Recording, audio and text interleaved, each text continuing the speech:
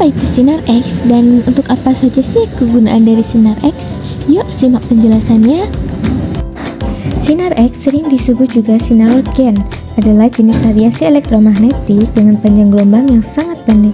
Radiasi ini memiliki daya tembus yang tinggi sehingga sering digunakan dalam bidang medis, industri, dan penelitian, dan juga keamanan.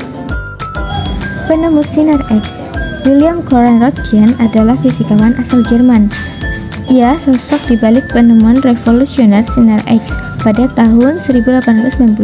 Penemuannya ini tidak hanya mengubah dunia kedokteran, tetapi juga membuka jalan bagi pemahaman kita tentang alam semesta. Sifat-sifat sinar X. 1. Daya tembus tinggi. Sinar X dapat menembus berbagai macam bahan, termasuk jaringan lunak tubuh manusia, seperti daging dan kulit. Kedua, tidak dapat dilihat. Sinar X tidak terlihat oleh mata manusia. Ketiga, mempengaruhi film fotografi. Sinar X dapat menghitamkan film fotografi. 4. Mengionisasi atom. Sinar X dapat mengionisasi atom sehingga dapat merusak sel hidup jika dosisnya terlalu tinggi.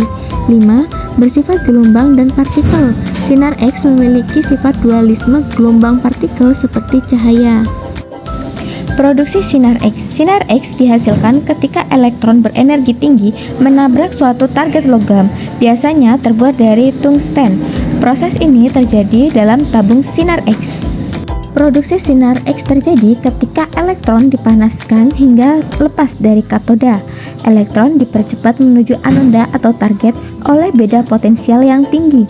Ketika elektron menabrak anoda, sebagian energi kinetiknya diubah menjadi panas dan sebagian lagi menjadi sinar X. Pengaplikasian sinar X. 1. Bidang medis, radiografi atau pembuatan gambar dari bagian dalam tubuh. Fluoroskopi adalah pemeriksaan organ dalam secara real time. Computed tomography atau CT scan ialah pembuatan gambar 3D dari bagian dalam tubuh. Radioterapi adalah pengobatan kanker.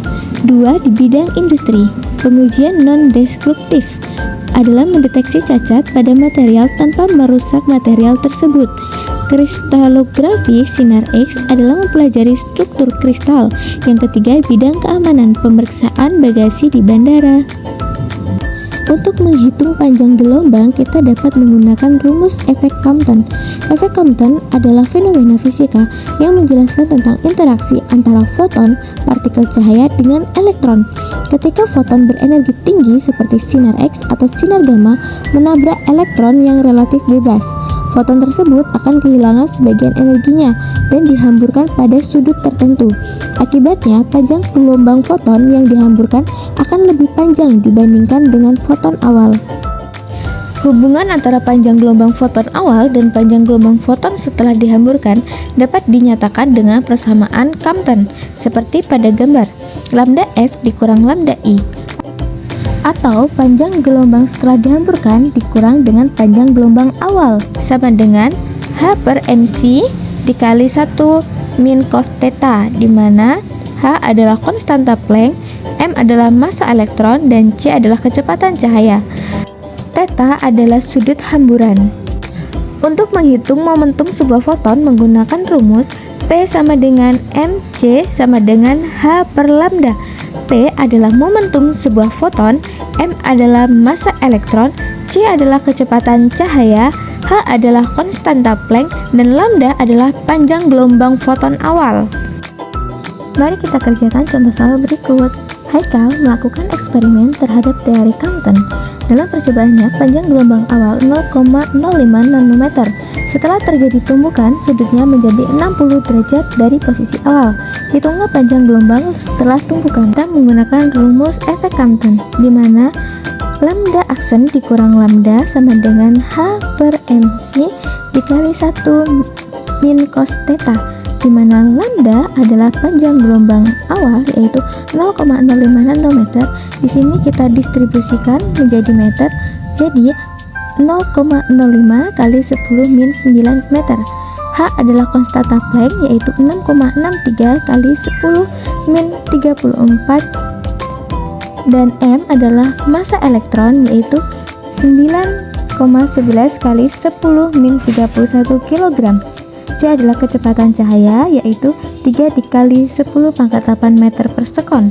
Dan theta adalah sudut hamburan, yaitu 60 derajat. Kita akan mencari panjang gelombang setelah dihamburkan atau lambda aksen. Mari kita substitusikan ke dalam rumus.